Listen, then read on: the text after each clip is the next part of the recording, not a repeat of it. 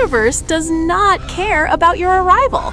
We spent 500 years dreaming of the moment our boots would touch the soil of a new world.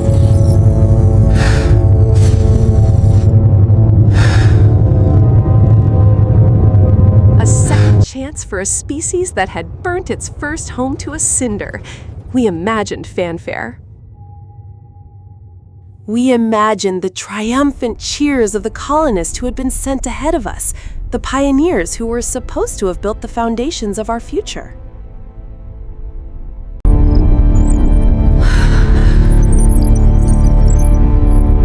We expected to see smoke rising from chimneys, the glow of distant cities, and the rhythmic pulse of a civilization in its infancy. But as the vanguard broke through the thick, amber clouds of Kepler 186f, there was nothing but a silence so profound it felt heavy. There were no radio signals welcoming us home, no orbital beacons guiding our descent. There was only the vast shimmering expanse of a world that looked perfect from a distance, but felt like a tomb the moment we entered its atmosphere. Welcome to Chronicle Nexus. Today, we dive deep into a harrowing journey across the stars, a tale of hope turned into a nightmare of cosmic proportions. This is the story of the mission to Eden Prime and the terrifying realization that when we finally landed, we were the only ones left breathing. The mission had begun with such promise. Back on Earth, the Great Exodus was the only thing anyone talked about. The planet was wheezing, its oceans rising, and its soil turning to dust. We were the second wave, a massive transport ship carrying 10,000 souls in cryostatic slumber, following the first wave that had departed 50 years earlier. The plan was simple. The first wave would land, terraform the immediate surroundings, build the infrastructure, and establish a thriving colony. By the time we arrived, we were supposed to step out into a world that was ready for us. We were the reinforcements, the teachers, the engineers, and the families meant to turn a military outpost into a living society. Commander Elias Thorne was the first to wake. The transition from cryosleep is never easy. It feels like being pulled through a straw from one dimension to another. His lungs burned as they drew in the recycled air of the bridge, and his eyes struggled to focus on the flickering holographic displays. Beside him, the ship's AI, Hera, hummed with a low, vibrating frequency that signaled something was wrong. "Status report, Hera," Elias croaked, his voice sounding like grinding stones. "We have entered stable orbit around Kepler 186f, Commander," the AI responded. Her voice was calm, too calm for the data she was about to present. "Atmospheric composition is within habitable parameters. Surface temperature is an average of 22 degrees Celsius. Oxygen levels are optimal." Elias rubbed his temples, waiting for the but. "However," Hera continued, "I am unable to establish a link with the colony's central mainframe. I have attempted all emergency frequencies." There is no response from the surface. There are no thermal signatures consistent with industrial activity. The orbital defense grid is offline. "Effectively, Commander, the planet is dark." That was the moment the dread began to set in. It wasn't a sudden explosion or a dramatic alarm. It was the quiet, cold realization that 50 years of human progress had simply vanished. Elias ordered the awakening of the senior bridge crew. One by one, they emerged from their glass coffins.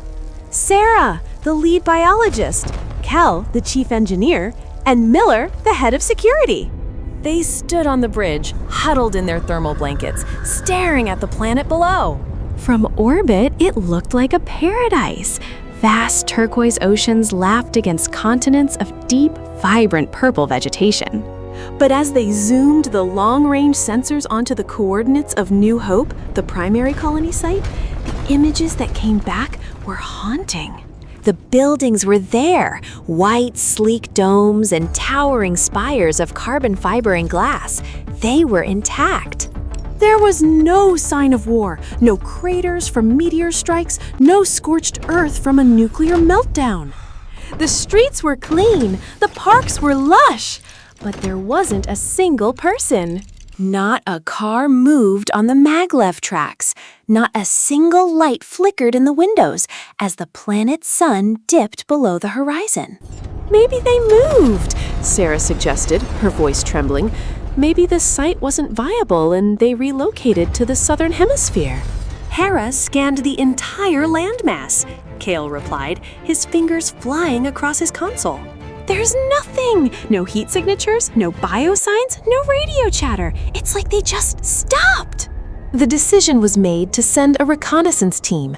Elias couldn't risk the entire ship without knowing what had happened. They took a small dropship, the Icarus, and descended toward the city. The ride down was unnervingly smooth. Usually, a colony of that size would have automated flight control systems that took over a landing craft's guidance. Here, there was nothing. Elias had to fly manually, feeling every buffet of the wind, every shift in the air pressure. As the Icarus touched down in the central plaza of New Hope, the landing struts hissed and the ramp lowered. The crew stepped out, weapons drawn, though they didn't know what they were looking for. The air was sweet, smelling of ozone and crushed flowers. It was the best air any of them had breathed in their lives. Far better than the canned metallic air of the Vanguard. But the silence was deafening. They walked toward the main administrative building. In the center of the plaza stood a statue dedicated to the first wave.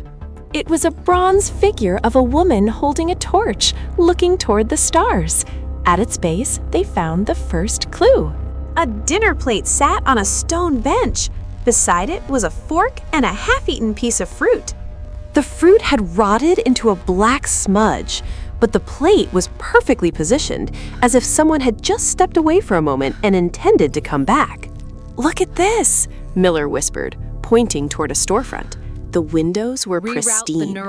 Inside, they could see rows of clothes, household goods, and digital tablets. Everything was in its place. There were no signs of a struggle, no blood, no bullet holes. It was as if the population of 10,000 people had simply blinked out of existence in the middle of a Tuesday afternoon. They entered the command center, the heart of the colony. The doors slid open automatically, powered by a backup solar grid that seemed to be the only thing still functioning. Inside, the lights were dim. They found the first body in the cafeteria. It wasn't what they expected. It wasn't a skeleton, and it wasn't a corpse in the traditional sense. It was a statue. A man dressed in a technician's jumpsuit was sitting at a table. His skin was the color of gray marble, and his eyes were wide. When Sarah reached out to touch him, her finger didn't sink into flesh. It felt like cold, hard stone. "He's petrified?" she whispered, her scientific mind racing to find an explanation. "But look at the detail. You can see the pores in his skin. You can see the individual hairs on his arms. This isn't a statue. This is him." As they moved deeper into the facility, they found more of them. A group of 3 people in a hallway, frozen in mid-conversation. A woman in the infirmary, her hand outstretched toward a medical console. A child in the residential wing, clutching a stuffed toy. Thousands of people, all turned to stone in an instant. Elias felt a cold shiver run down his spine. This wasn't a plague. A plague leaves bodies that rot. This wasn't an attack. An attack leaves wreckage. This was something else. This was a transformation. "Commander," Kale called out from the main computer terminal, "I've bypassed the encryption." "I found the final log from the colony director. It was recorded 48 hours before the scheduled arrival of the Vanguard." The crew gathered around the screen. The video flickered to life. Director Vance looked tired, his eyes bloodshot. But he didn't look scared. He looked enlightened. "If you are watching this," Vance said, his voice echoing through the empty room, "then the Vanguard has arrived. I am sorry we won't be there to meet you. We thought we were the masters of this world. We thought we were the pinnacle of evolution. We were wrong. The planet, it spoke to us. Not in words, but in a frequency. It told us that we were too loud, too fast, too temporary."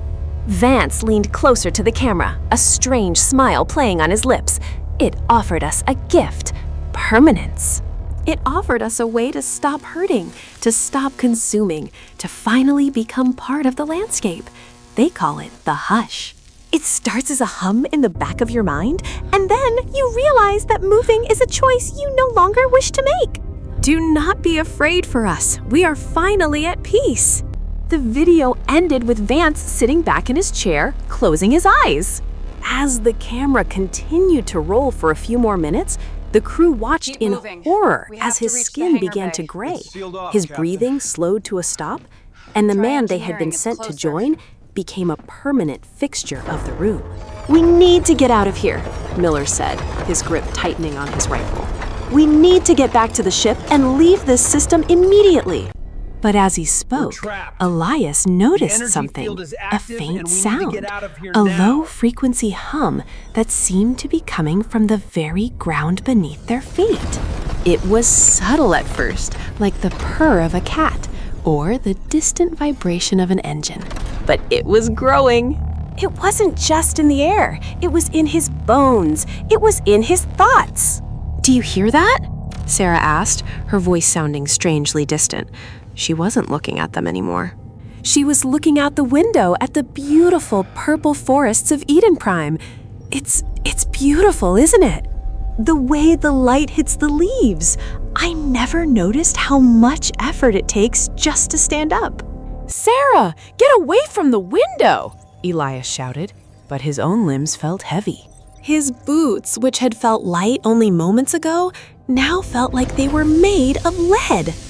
The hush had found them, and as the sun began to set over the silent city of New Hope, the crew of the Icarus realized that the planet didn't need a second wave. It didn't need colonists, or engineers, or dreamers.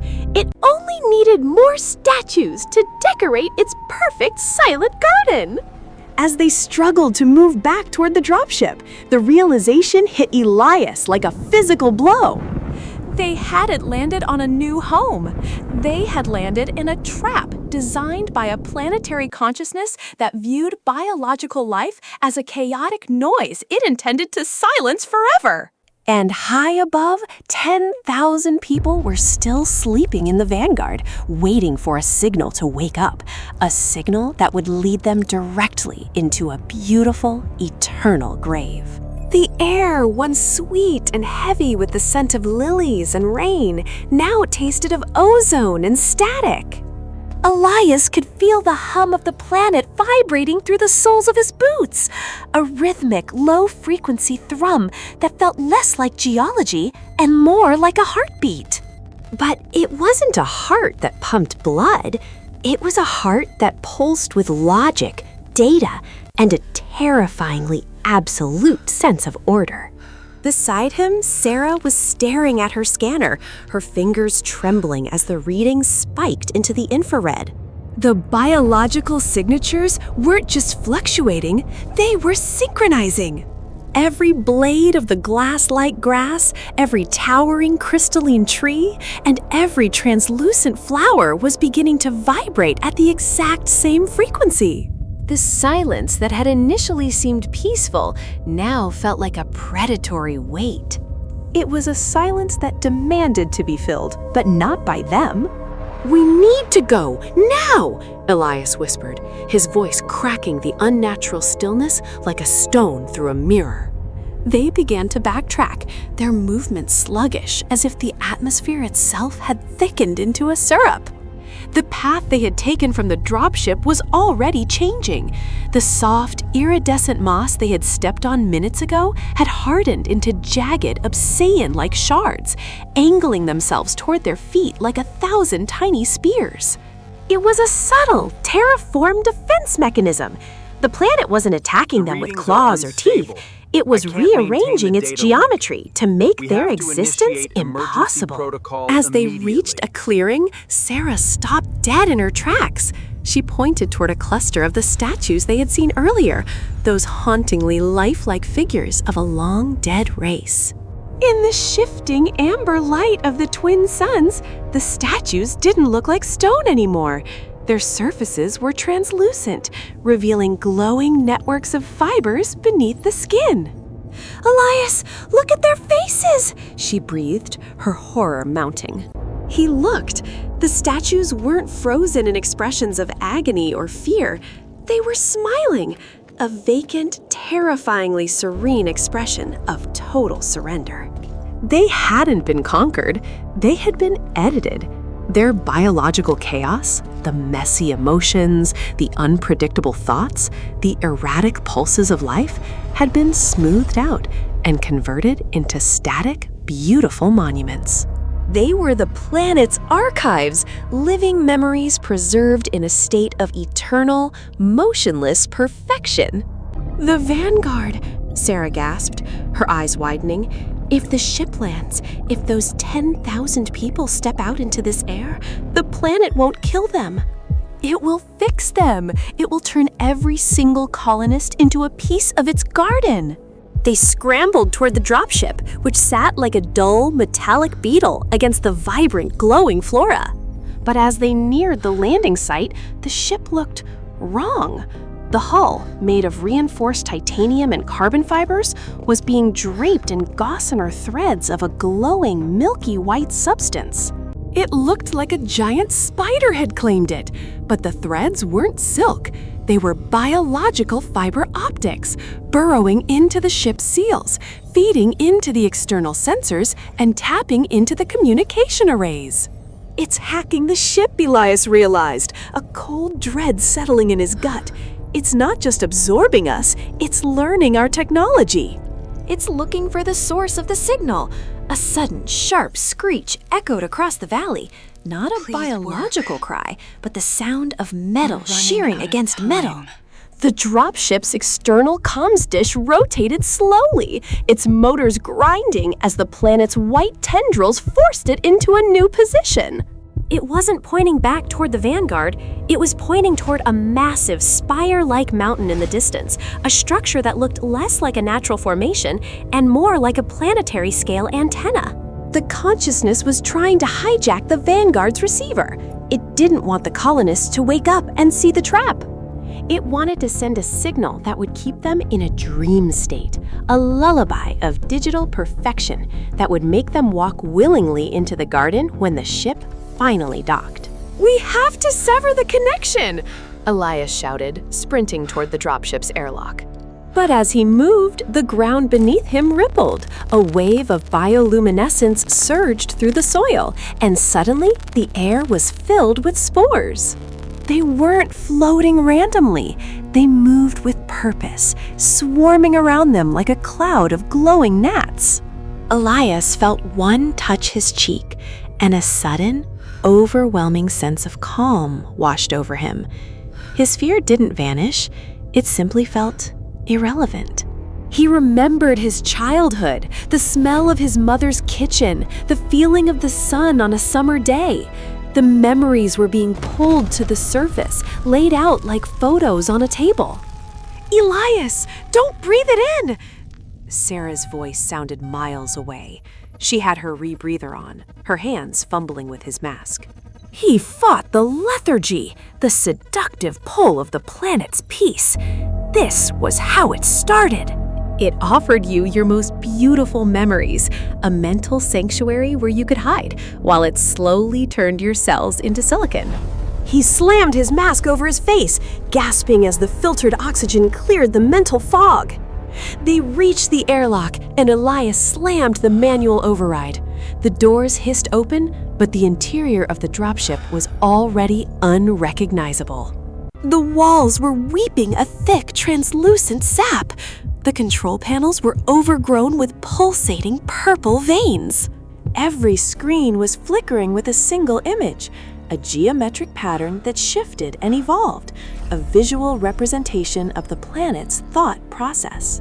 "The comms are down," Sarah said, her voice frantic as she punched keys that felt like soft flesh. "But the planet is still broadcasting. It's using our own transmitter to send a green light signal to the Vanguard.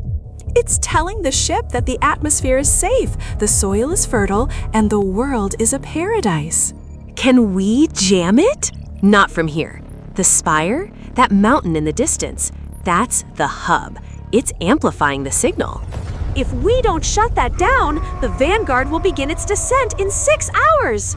Elias looked out the viewport. The garden was beautiful. The suns were setting, casting long violet shadows across a world that looked like a dream of heaven. But he knew better now. He saw the statues of the previous inhabitants, their frozen smiles mocking their struggle.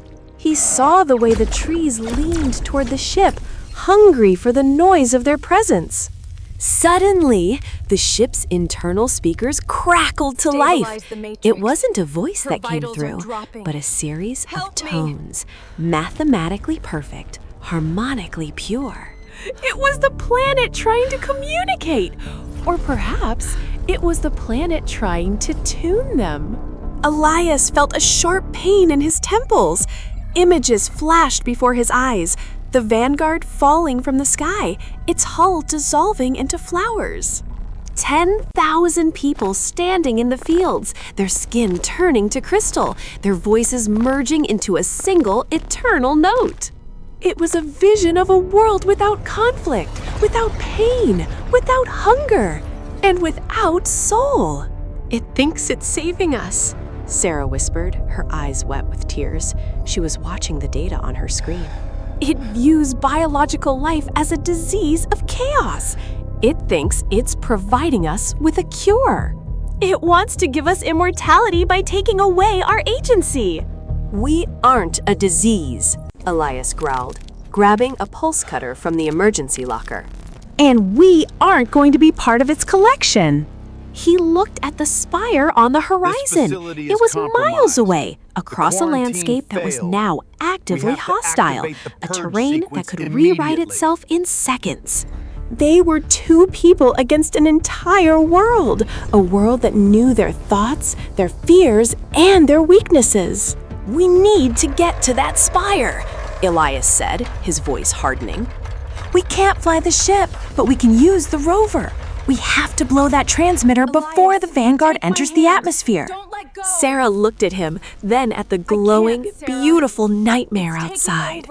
"Elias, if we go out there, the planet won't just try to soothe us anymore. We've rejected its gift. It's going to see us as a malfunction." "Then let's be the loudest malfunction this planet has ever seen," Elias replied. As they lowered the rover's ramp, the planet seemed to hold its breath. The wind died down, the glowing flowers dimmed. Then, as the rover's tires hit the soil, the ground began to shake. Not an earthquake, but a localized vibration. From the shadows of the crystalline trees, things began to emerge. They weren't animals, they were constructs, amalgamations of stone, root, and the repurposed skeletons of the ones who came before. The gardeners had arrived to prune the weeds. Elias gripped the rover's controls, his knuckles white. "Back inside, now!" he screamed over the comms, but the warning came a second too late. The constructs moved with a terrifying, jerky fluidity, defying the laws of biology. One of them, a towering mass of fused rib cages and obsidian shards, lunged forward. It didn't strike like a predator. It reached out like a sculptor. Sarah, the team's lead biologist, was caught in its grasp. She didn't scream. Instead, a look of profound, glassy-eyed confusion crossed her face as thin, glowing filaments erupted from the construct's fingers, stitching themselves directly into her suit and then her skin. "It's not killing her," Kale gasped, raising his pulse rifle. It's integrating her." The crew opened fire, but the pulses of energy seemed to be absorbed by the garden's floor, feeding the very plants they were standing on. The ground beneath the rover began to liquefy, turning into a viscous silver sludge that threatened to swallow the vehicle whole. With a desperate roar, Elias slammed the rover into reverse, the tires spinning and throwing up clods of bioluminescent dirt.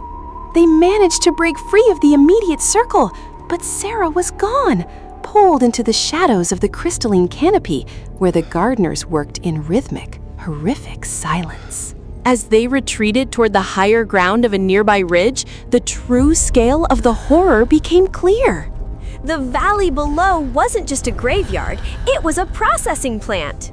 The skeletons they had seen earlier weren't just remnants of a fallen civilization.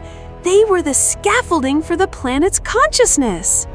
This world, which they had named Ethelgard in their initial reports, was a biological supercomputer. It didn't want to destroy life, it wanted to archive it. It needed the organic matter, the neural pathways, and the memories of living beings to expand its own processing power. Nobody was alive when they landed, because life, in the way humans understood it, was a temporary state of data collection. Once the data was ripe, the planet harvested the hardware. "We have to get the transmission out," Kale whispered, his voice shaking as he looked at the monitors.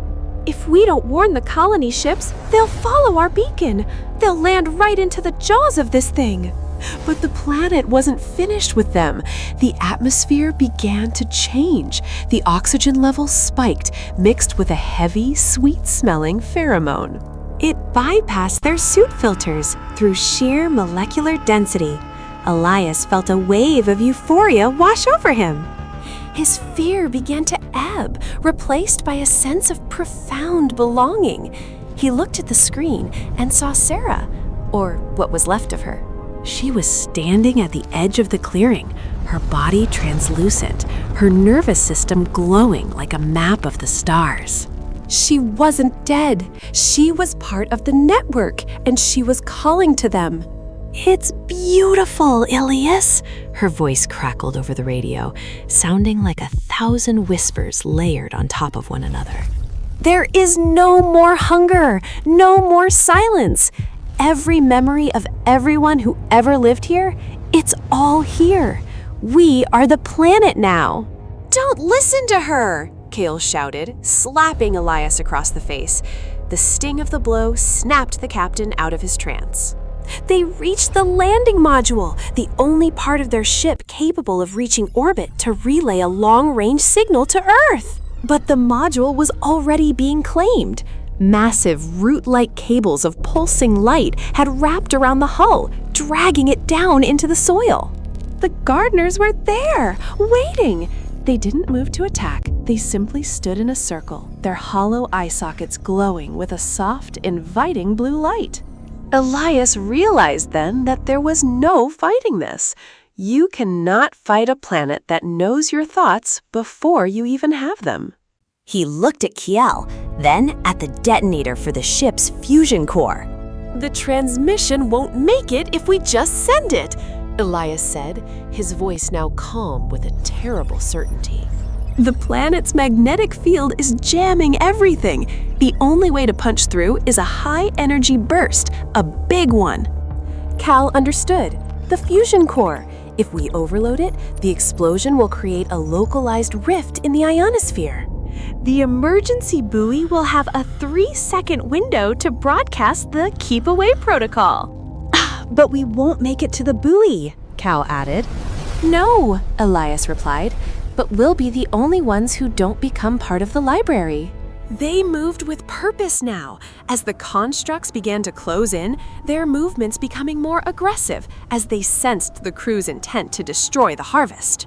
Elias and Kale fought their way into the heart of the module. The air was thick with the scent of ozone and ancient earth. Outside, the garden began to scream, a low-frequency vibration that rattled their bones and cracked the visors of their helmets. With seconds to spare, Elias initiated the core overload. He looked out the small viewport one last time. He saw the glowing trees, the beautiful, terrifying gardeners, and the ghost of Sarah standing among them. She wasn't an enemy. She was a warning. "Sending now," Elias whispered. The screen flashed. Transmission uploaded, waiting for clearance. The planet lunged! Roots smashed through the hull, pinning KL to the wall. Elias felt a sharp pain in his chest as a silver filament pierced his heart, beginning the process of integration. But his hand was already on the final enter key. "Chronicle Nexus," he muttered, a strange thought entering his mind in his final moments. A memory of a name, a record of a journey. He pressed the key. The fusion core didn't just explode, it ignited the atmosphere. In a blinding flash of white light, the landing module became a miniature sun. The garden was vaporized in an instant, its collective consciousness reeling from the sudden, violent erasure of its local nodes. In that split second of chaos, the emergency buoy shot upward, riding the wave of the explosion like a silver needle. It cleared the atmosphere, found the relay satellite, and sent a single encrypted packet of data back toward the human colonies. It contained the coordinates of the planet, the footage of the gardeners, and the final words of Captain Elias. There is no life here. There is only the hunger. Stay away. Back at the colony headquarters months later, the message was received in stunned silence. The mission was declared a tragedy. The planet marked as a Class X dead zone. No more ships were sent. No more explorers sought the Garden of Eden. But on the surface of that distant world, deep within the charred craters where the explosion had occurred, a small silver shoot began to push through the blackened soil. It wasn't a plant. It was a finger, human-shaped but made of stone and light.